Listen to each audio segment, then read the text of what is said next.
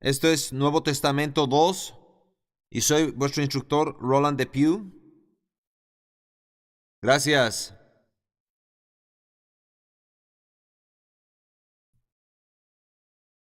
Van a estar recibiendo unos papeles, que es el programa de estudio delante de ustedes. Entonces empiezo con esto. Y he aquí que vi un nuevo programa de estudios que descendía desde el púlpito que está arriba, y las palabras escritas encima que dicen Nuevo Testamento 2, Roland J. Depew, instructor. Y una gran voz desde los cielos declaró: bendición y honor a aquellos que estudian la segunda mitad del Nuevo Testamento, porque en vuestras manos están los caminos del instructor y los requerimientos para pasar al siguiente bimestre. Os ruego entonces, hermanos y hermanas, por las misericordias de Dios, que presentéis vuestros cuerpos y vuestras mentes a las clases de manera regular y puntual, que es el valor racional de vuestro dinero, que es aquello que vosotros pagasteis, y es vuestro servicio razonable a vosotros mismos y a vuestro instructor. No os conforméis a la manera mundana de descuidar vuestras lecturas y vuestros estudios, porque si así lo hiciereis, en los últimos días no os irá bien con vuestra nota. Sino transformaos por la lectura de la palabra de Dios y por el seguimiento del programa de estudios, porque en él encontraréis las maneras de manteneros al día con las tareas encomendadas, y de esa manera complaceréis a vuestros instructores, tanto divino como terrenal. Porque con el corazón se cree para justicia, pero en algunos corazones hay tendencia al mal. Tales cosas como dormirse cuando el instructor abre los caminos de los escritores del Nuevo Testamento a vosotros.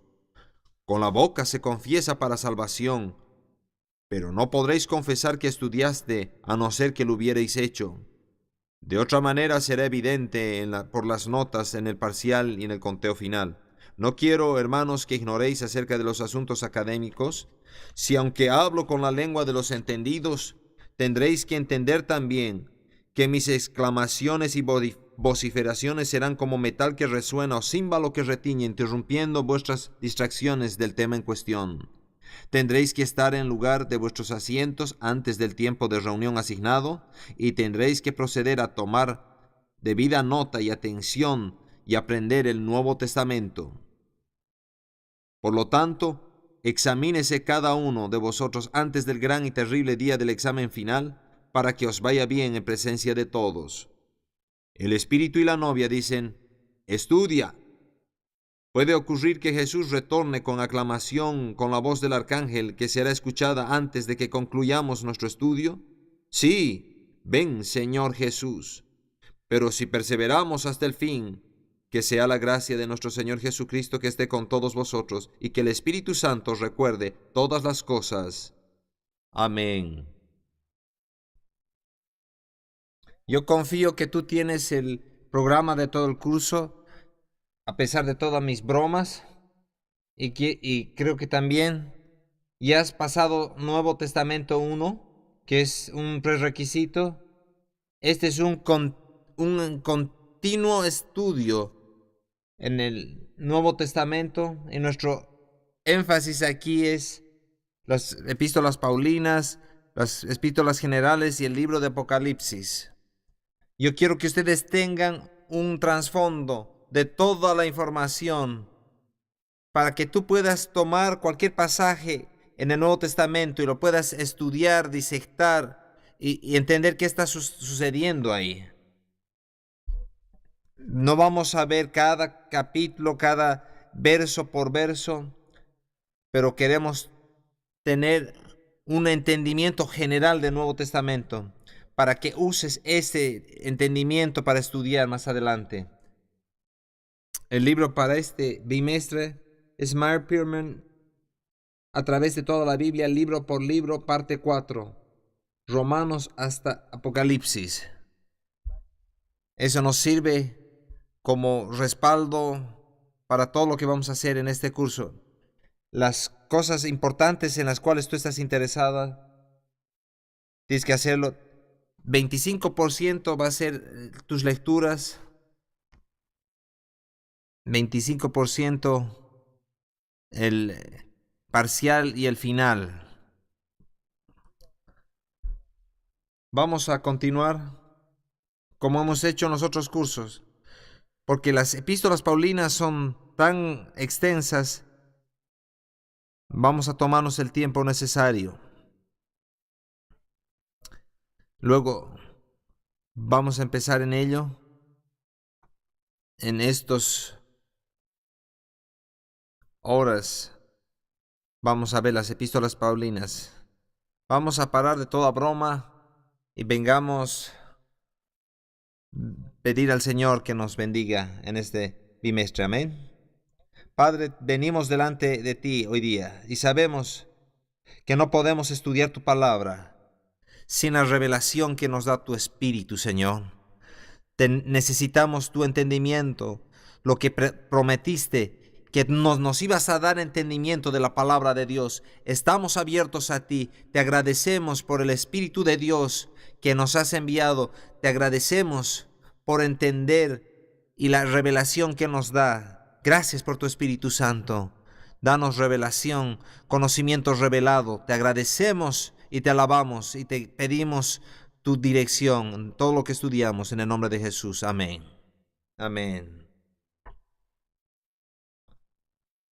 Nuestro tema hoy día es el resto del Nuevo Testamento, Romanos hasta Apocalipsis. Hemos dividido esto en 3 grupos. Las epístolas paulinas,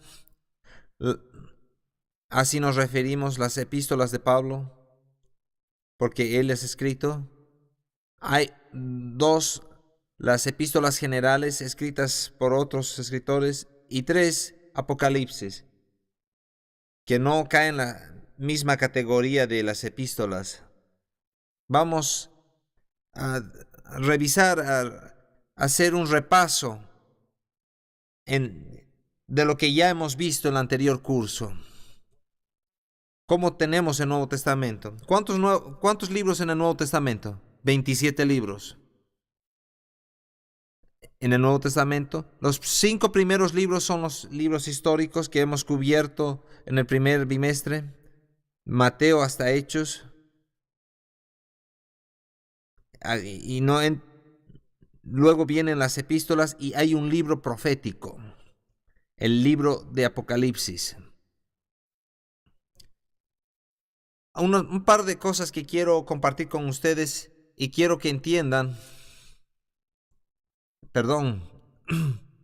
un poco del antecedente que tenemos. Aquí el micrófono no está funcionando bien. Una de las cosas que quiero que entiendan, el orden, cómo han sido puestos, cómo los tenemos aquí en la Biblia, en el Nuevo Testamento. Los agrupamos aquí por algunas decisiones que se tomaron por los padres de la iglesia primitiva. Después del Nuevo Testamento, cuando la iglesia primera vez se desarrolló, después de ese tiempo que hemos discutido y hemos visto, muchos de los libros fueron escritos. Pero los libros se escribieron después de que todos estos eventos sucedieron. Ellos no estaban ahí sentados tomando apuntes. Quiero hacer esto como un reportero. Eso no fue así. ¿Dónde fue Jesús? ¿Qué es lo que dijo? Esto sucedió años después. Quizás ya lo predicaron y de ahí se dieron cuenta que tenían que escribirlo en una forma escrita. Entonces, ellos se dieron cuenta que su vida tenía cierta limitación. Después iban a partir, entonces escribieron. Los libros que tenemos en esta sección,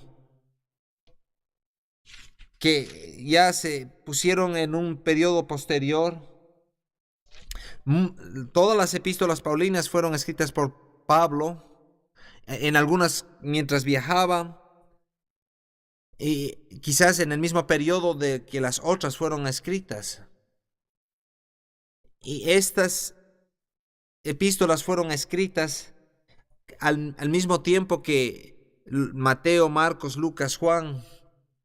Juan escribió Juan y el libro de Apocalipsis, los últimos libros que fueron escritos al final del primer siglo. Vayamos un poquito lo que sucedió.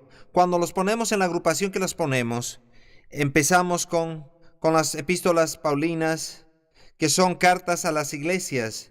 Y esa es un poco la lista, cómo está organizada. Romanos, 1 y 2 Corintios, Gálatas, Efesios, Filipenses, Colosenses y 1 y 2 Tesalonicenses. Todas estas son iglesias y lugares: Roma, Corinto, Galacia, Éfesos, Filipos y así adelante. Son lugares a los cuales escribió. Luego escribe a los pastores: 1 y 2 Timoteo, Tito y Filemón. Han sido escritas a pastores, individuos.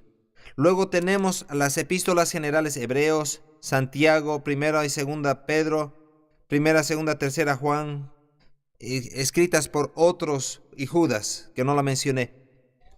Los padres de la iglesia en el siguiente siglo, que estaban recibiendo todas estas escrituras, los padres de la iglesia, quizás en la gran parte del segundo y tercer siglo, estoy hablando acerca de líderes, los líderes principales, en el segundo y tercer siglo, empiezan a compilar todos estos libros.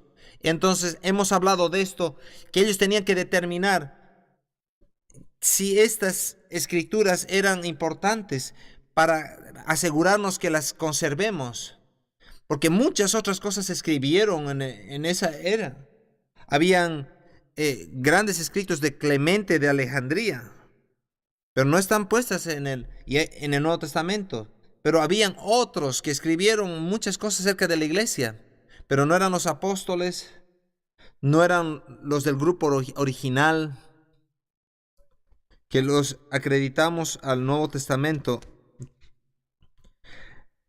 Entonces las decisiones que tenían que tomar es qué libros se van a incluir, y otra decisión que tenían que tomar, en qué orden los ponemos al incluirlos. Entonces el primer criterio es que tienen que ser inspirados por Dios y ser dados por los apóstoles originales. Ese es el criterio de elección que usa la iglesia. Entonces aquí vemos que no había ninguna cuestionante, pero habían otros escritos que no estaban seguros. Por ejemplo, las epístolas paulinas. Era fácil de identificarlas. Yo, Pablo, siervo de Jesucristo, llamado a ser apóstol, yo escribo esto a las iglesias de Galacia. Entonces vemos aquí que él se identifica, que él era el que estaba escribiendo. Es una fórmula para escribir una carta típica del tiempo, de ese tiempo. Ahora, cuando llegamos al libro de los Hebreos, ella empieza así: Dios, habiendo hablado muchas veces y de muchas maneras en otro tiempo a los padres por los profetas, en estos postreros tiempos nos ha hablado por el Hijo, a quien constituyó heredero de todo y por quien asimismo hizo el universo. Y aquí no nos da nada, ningún antecedente. ¿Quién escribió? Cuando fue escrita por primera vez, yo creo que no había ninguna cuestionante. ¿Quién escribió el libro de Hebreos? Pero tú ves un siglo después, cuando estaban tratando de decidir, ellos decían: ¿quién escribió? Y habían preguntas, y habían sido pasadas de iglesia a iglesia copias de esto, porque tiene una tremenda ejecución doctrinal para aquellos que estaban dejando la fe judía y estaban abrazando al cristianismo, mayores promesas. Y ellos decían: es un gran libro, pero ¿a quién se lo acreditamos? Y no dice dentro del libro quién lo escribió. Ellos creían y sonaba mucho como Pablo, y se le acreditaron a él. pero no había la seguridad. Vamos a ver esto con más detalle más tarde. Entonces no la incluyeron como incluyeron las otras. Vamos a regresar a este otro pensamiento. Ahora, ¿en qué orden vamos a poner? ¿Ustedes quieren saber por qué decidieron poner Romanos? Es el libro más largo, entonces es el primero. Luego, Primera Corintios, que es el segundo más largo, la siguiente epístola. Y están en el orden, todas las epístolas de Pablo están en el orden que están, no por cómo las ha escrito, de la más larga a la más corta, excepto por el libro de Hebreos, que no se sabía quién lo había escrito, y no se la pone en ese orden, pero se la pone al final de las epístolas de Pablo, porque no estábamos seguros si él escrito o no. Ahí vamos a discutir más adelante quién escribió el libro de Hebreos, pero quiero darte estos antecedentes por cómo lo decidieron. Entonces, hay una pregunta que siempre se menciona.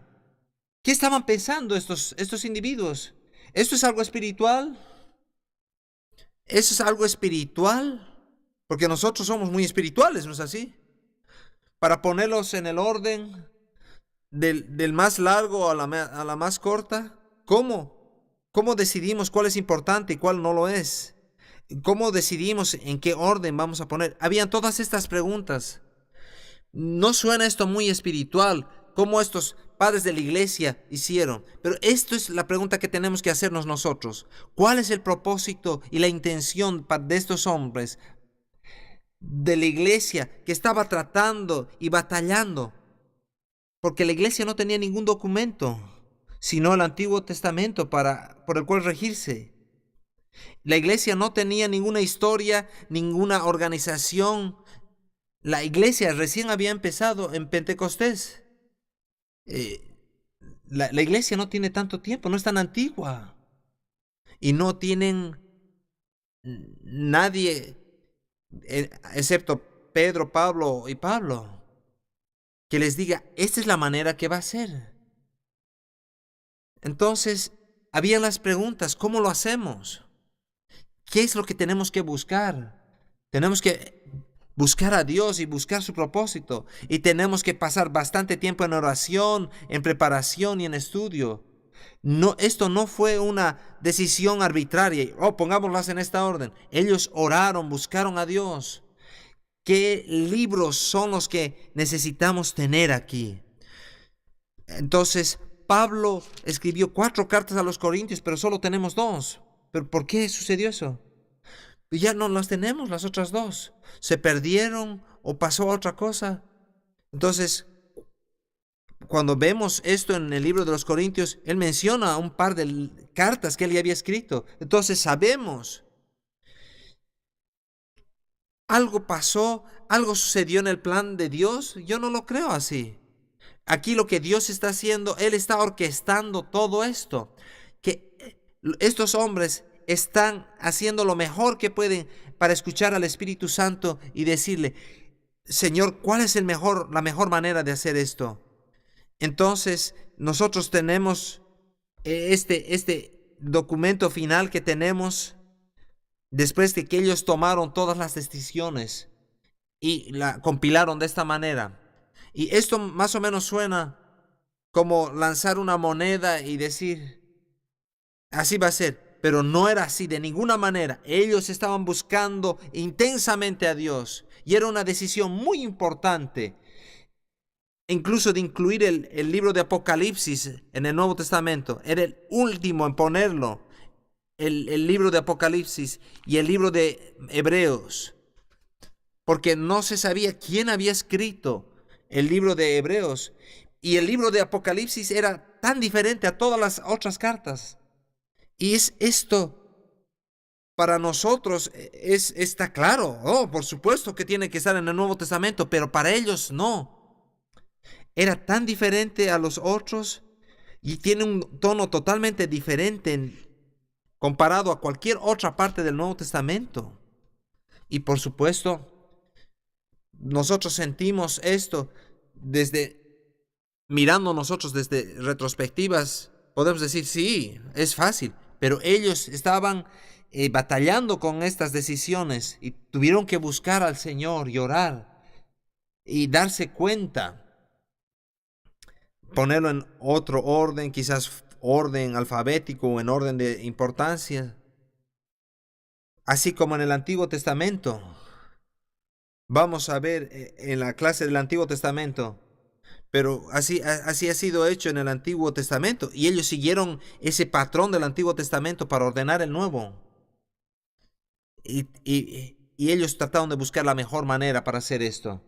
Ahora lo que vemos sobre todo esto, que los padres de la iglesia primitiva tenían que tomar decisiones basados en esto, que incluían, por supuesto, los libros que hemos hablado, los 27 libros y en el orden que hemos hablado, los libros históricos, las cartas a las iglesias. Lo que vamos a descubrir es que las cartas a las iglesias son más doctrinales que históricas, que los 5 primeros libros del Nuevo Testamento, y son muy doctrinales también porque hablan de los dichos del Señor, pero ahí están moviendo y hablando las cosas que sucedieron. Pero las epístolas no hablan de la historia. Y cuando vamos al lugar del libro de Hechos, y ahí vemos los lugares, cómo sucedieron las cosas y cómo se hablaron con Pablo, Lucas, que estaban viajando en estos viajes misioneros. Vamos a empezar entonces esta mañana con todo ese antecedente con Pablo.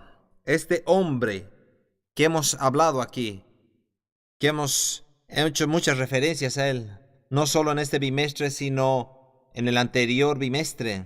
Necesitamos estudiar a este hombre y saber algo más acerca de Pablo el apóstol. Y dice aquí que no hay nadie superior en la historia de la iglesia, porque Pablo nos da una gran mayoría del Nuevo Testamento. Nos da mucha información. Nadie es superior a él. Y nos habla acerca de la iglesia primitiva. Lo que tenemos que darnos cuenta es que otra vez esta iglesia primitiva están tratando de decidir qué van a creer. Tú te debes acordar de la anterior sesión en el libro de los Hechos.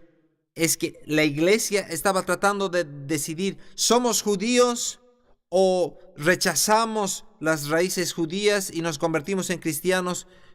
Y estos son temas que está discutiendo aquí Pablo. Entonces, Pablo aquí vemos en Romanos que habla de estas cosas. Y aquí vemos cómo se entrelazan todas estas cosas.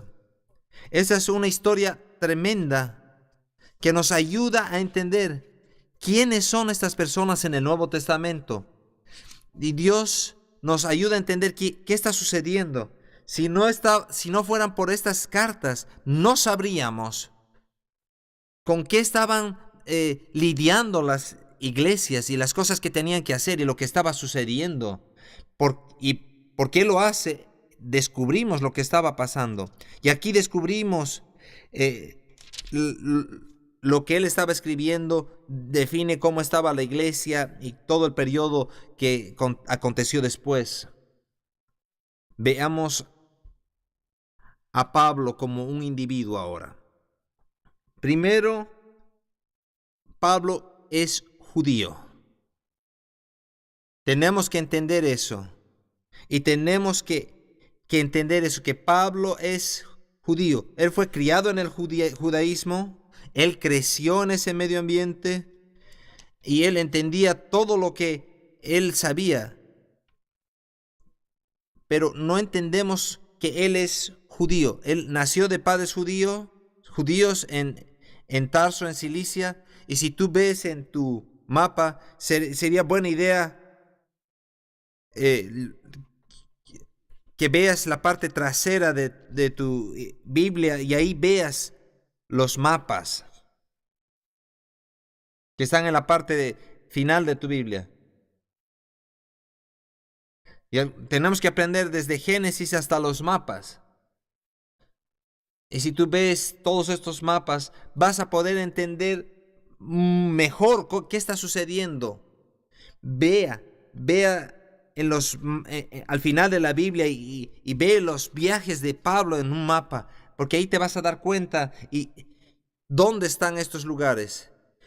Pablo tiene padres judíos, en Saulo, en este lugar de Cilicia, al norte de Jerusalén, a lo largo de la costa del Mediterráneo.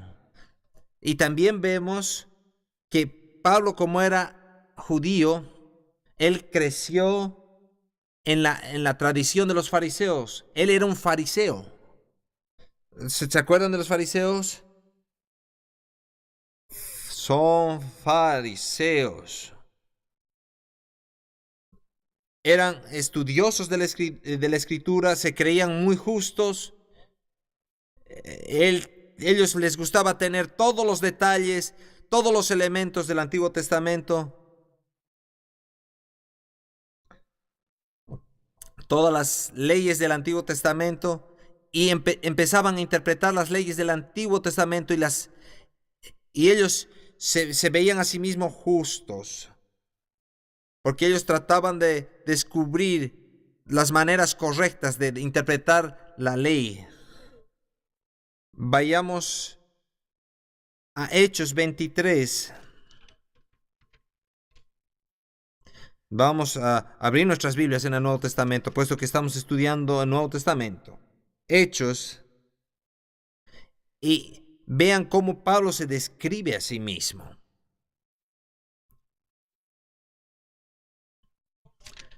Pablo entendió, porque había estudiado todas estas cosas y había crecido, y él hace ese comentario.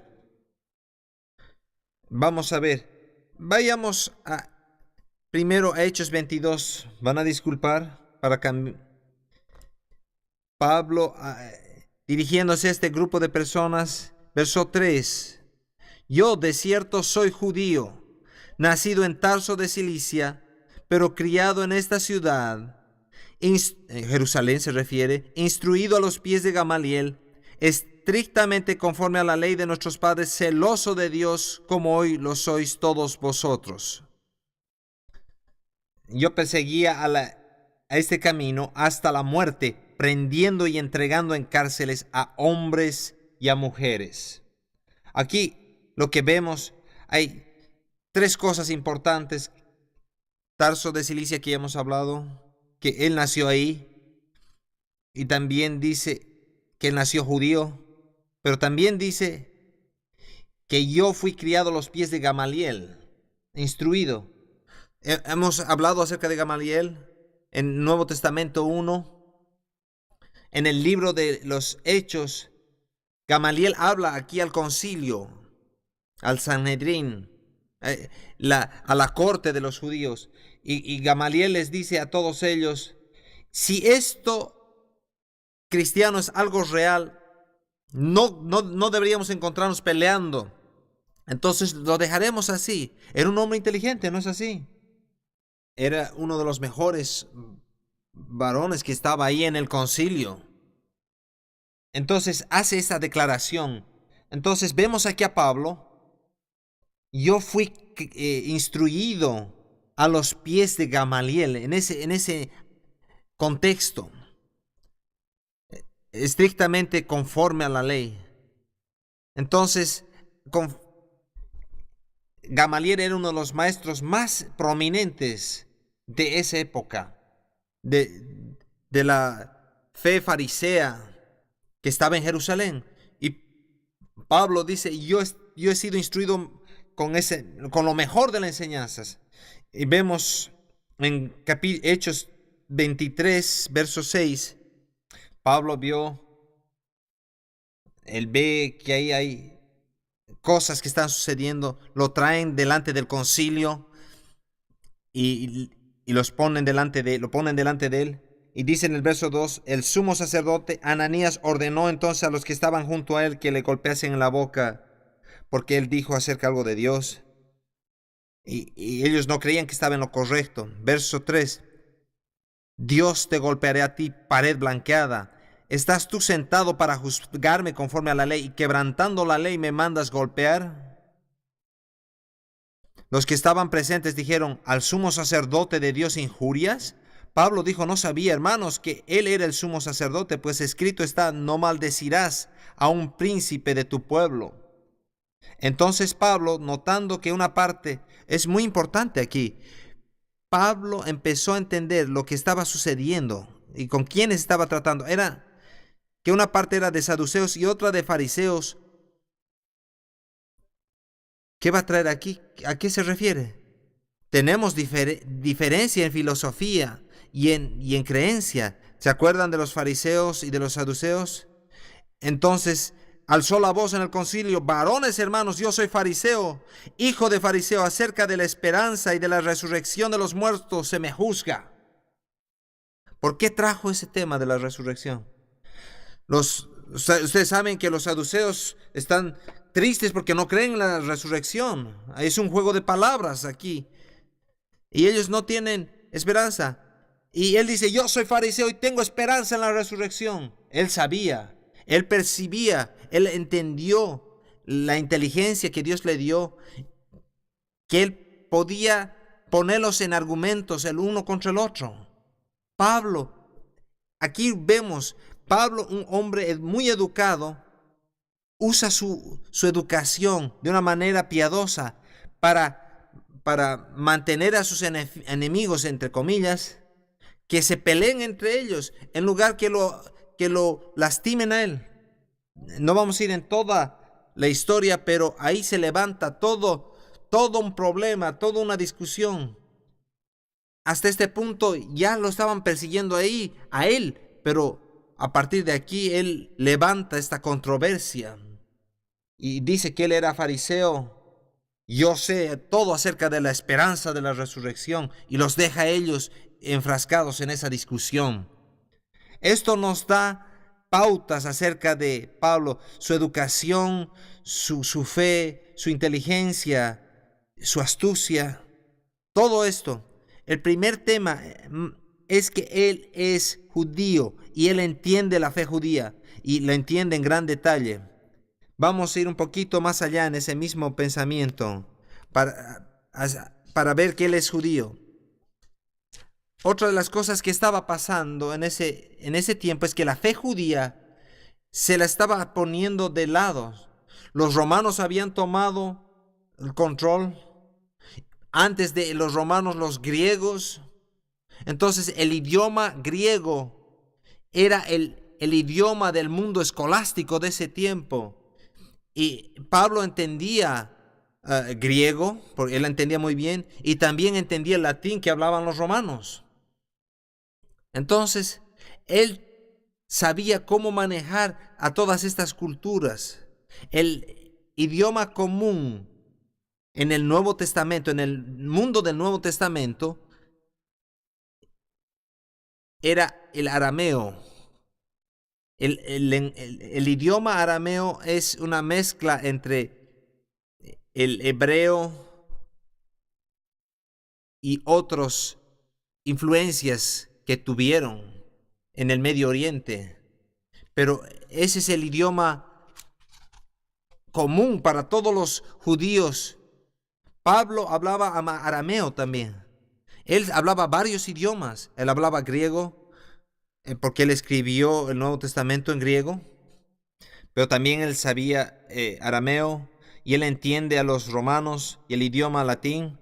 Y lo que quiero que aquí tú veas en Pablo es que era un hombre muy preparado en todas las áreas. Él no era un hombre mediocre que quería hacer las cosas a medias.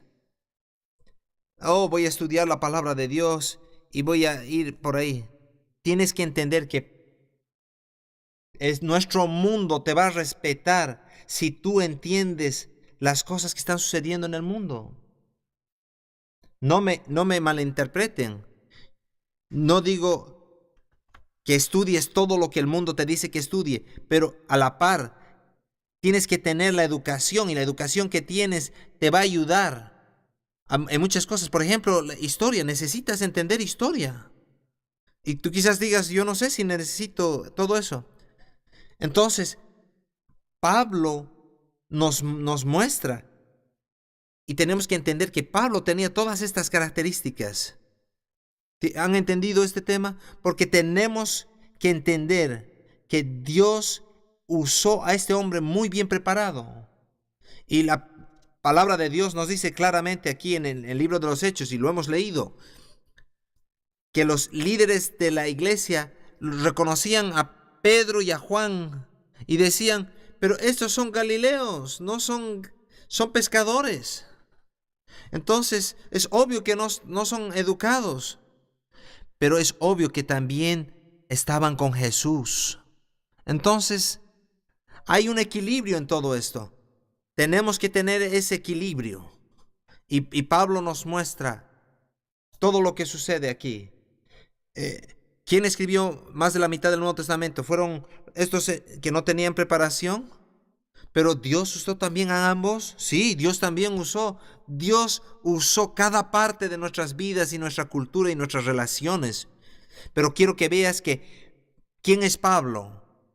Y nos da aquí otra pauta en Filipenses capítulo 3. Filipenses 3. En el verso 5, Pablo escribiendo dice, circuncidado al 8º día del linaje de Israel, de la tribu de Benjamín, hebreo de hebreos, en cuanto a la ley, fariseo, en cuanto a celo, perseguidor de la iglesia, en cuanto a la justicia que es en la ley, irreprensible. Y él decía, yo hacía todas estas cosas. Era un fariseo, era un buen judío. Él venía de la tribu de Benjamín. Él conoce sus antecedentes, conoce todo esto. Y dice en el verso 7, pero cuántas cosas eran para mí ganancia, las he estimado como pérdida por amor de Cristo. Y él dice, yo tenía todo esto, pero necesitaba a Jesús más que a nadie. Aquí hay ese equilibrio en todas esas relaciones. Pablo lo reconoce y nos dice que él estaba involucrado en todas estas cosas. Era un judío de judíos o hebreo de hebreos. ¿Qué más sabemos acerca de Pablo? En Hechos 16 nos dice que él hacía tiendas. Capítulo 18, verso 3. Hechos 18, 3. Veamos desde el verso 1. Después de estas cosas, Pablo salió de Atenas y fue a Corintio, y halló a un judío llamado Aquila, natural del Ponto, recién venido de Italia con Priscila su mujer, por cuanto Claudio había mandado que todos los judíos saliesen de Roma, y fue a ellos, y como era del mismo oficio, se quedó con ellos, y trabajaban juntos, pues el oficio de ellos era hacer tiendas. Entonces, él tenía el mismo oficio. Entonces también nos dice que él era un confeccionador de tiendas. Y aquí usamos ese mismo término para pastores que ocasionalmente trabajan en un trabajo secular mientras la iglesia empieza a crecer, mientras están pastoreando esa comunidad pequeña hasta que ésta crezca y pueda sustentarlos. Él trabajó, él se ayudaba en su ministerio como manufacturador de tiendas, hasta que ya le mandaron ofrendas y él empieza a prosperar. Pero en este pasaje nos está diciendo en un lugar donde no había nadie más. Aquí él dice que llegó a Corintio, y en Corintio él se quedó ahí por 1 año y medio, vemos eso más luego, y él está edificando la iglesia, y él trabajaba con Aquila y Priscila como manufacturador de tiendas. Veamos Gálatas capítulo 1. Vamos a ver varios de estos lugares, ir y volver, para que podamos entender lo que está sucediendo.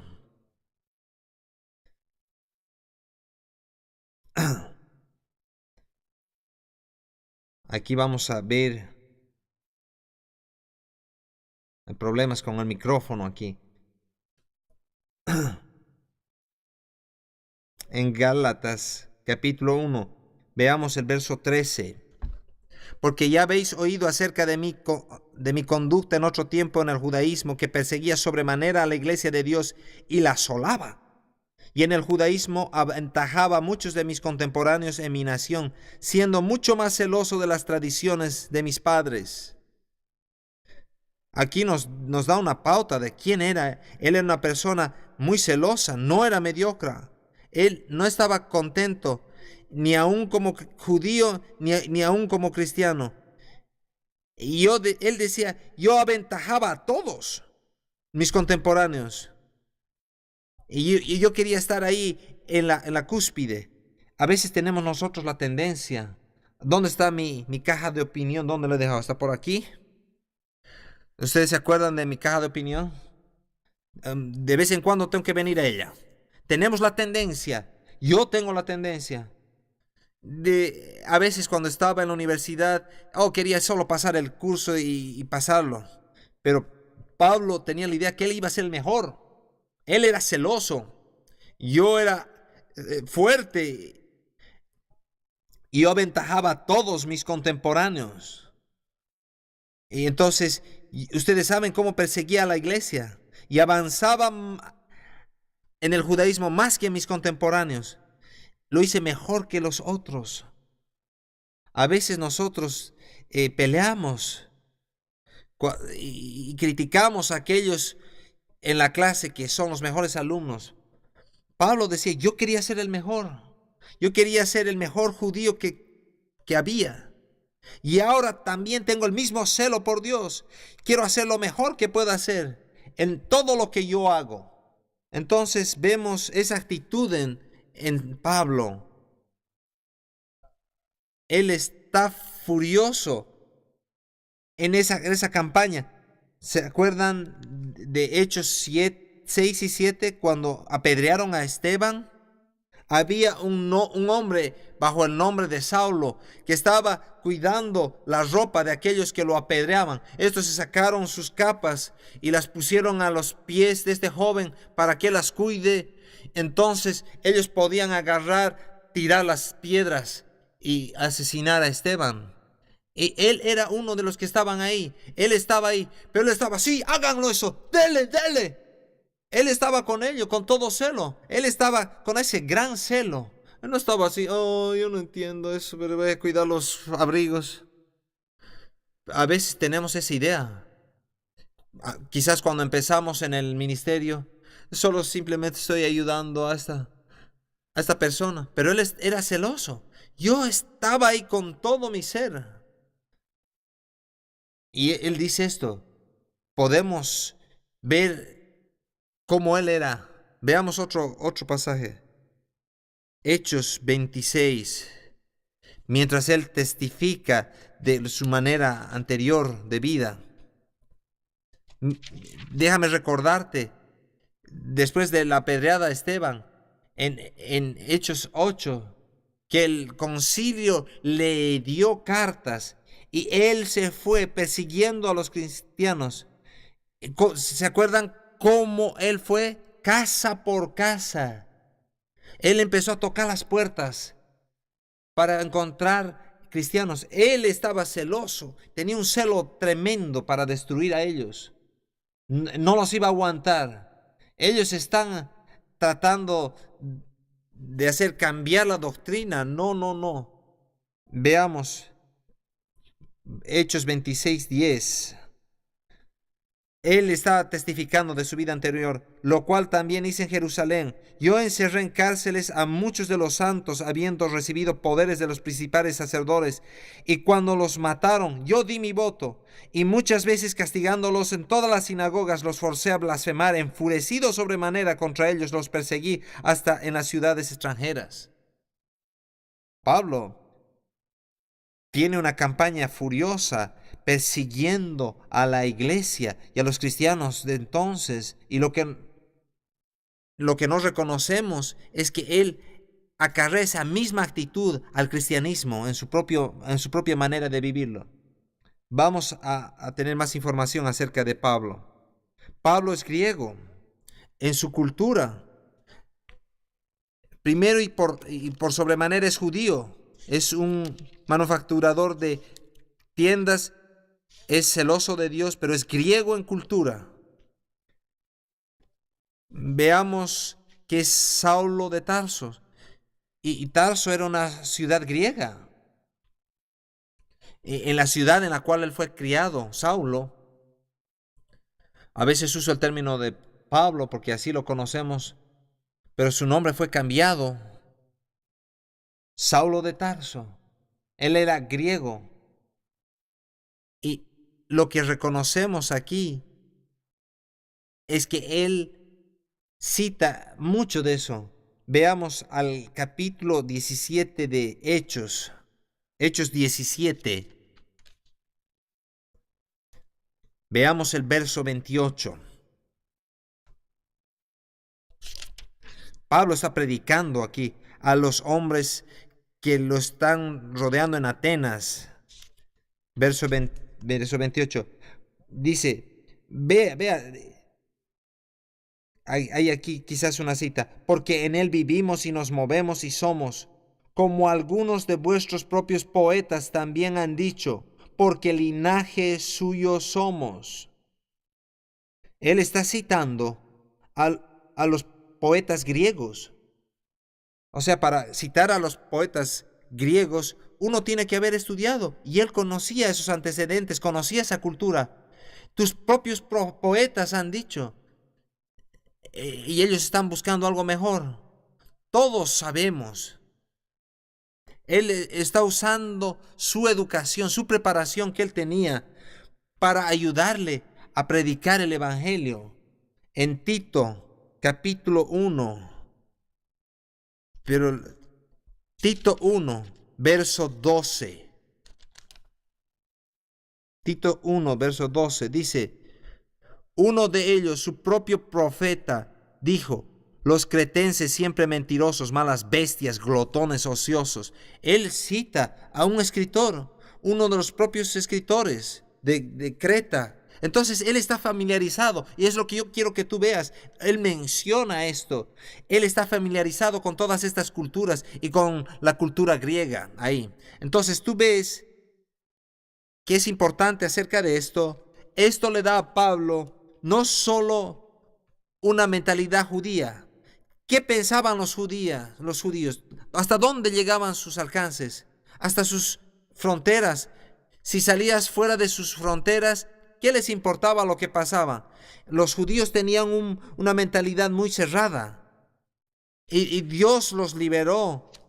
Pero ellos no creían que Dios conocía a otra persona fuera de sus límites. Pero los griegos tenían una visión mundial y Pablo fue influenciada por ella y creció influenciado por ello y que había un mundo grande allá afuera. ¿Quién esparció el mensaje en todo ese mundo? Era Pablo. Nadie había hecho eso hasta que llegó Pablo, hasta alguien que tenía esta cultura, este conocimiento, esta instrucción. Tenemos que tener una visión mundial. Tenemos que traspasar nuestras ideas. Hay mucho en el mundo. Entonces él empieza a sacar esos pensamientos, atribuyendo a sus propios antecedentes. Déjame leerte una última escritura. 1 Corintios 9, 22. Me he hecho débil a los débiles para ganar a los débiles. A todos me he hecho de todo para que de todos modos salve a algunos. ¿Ven ustedes eso? Es muy importante para nosotros entender. Pablo dice, yo me echo de todo a todos para que yo pueda salvar a algunos. Él usó todo lo que Dios puso en su vida para ministrar. Es judío, es griego, y vamos a hablar otras cosas de lo que es el después del descanso. Dios quiere usar cada parte de lo que tú has experimentado en todos los lugares que tú has vivido para que tú alcances gente que solo tú puedes ganar. Ese es el tema aquí. Se trata de ganar a la gente. Amén. Dios los bendiga.